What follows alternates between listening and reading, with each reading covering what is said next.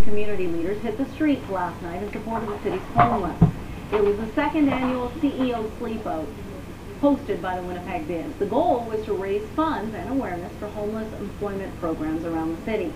The group set up sleeping bags at a plaza near Portage in Maine, and they spent the whole night there. Some slept, others stayed up and listened to the experiences of some of the city's real homeless.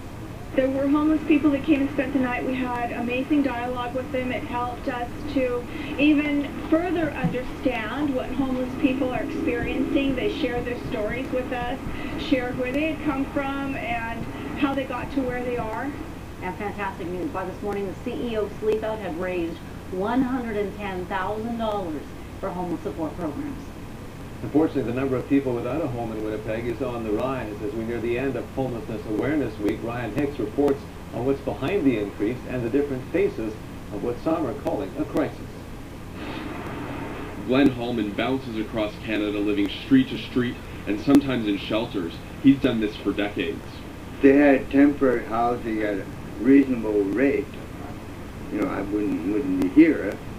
Down at the Lighthouse Mission, Sean Goulet sees the problem getting worse. He's had 30 clients die in the past 18 months, more than he's ever seen in a time frame like that. There's third world conditions that I serve every day, and it doesn't need to be like that.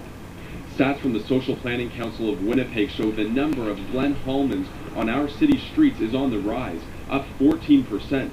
There's about 1,750 people living on the streets on a given night.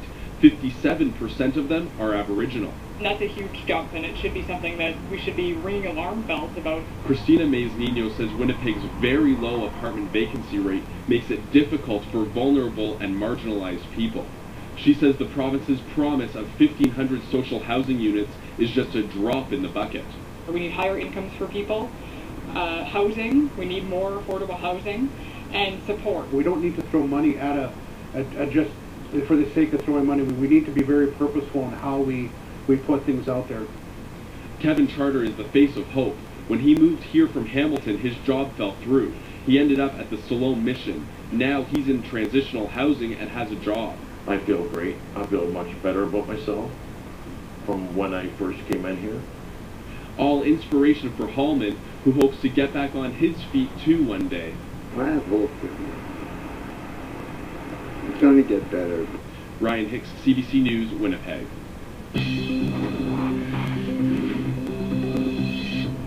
Meeting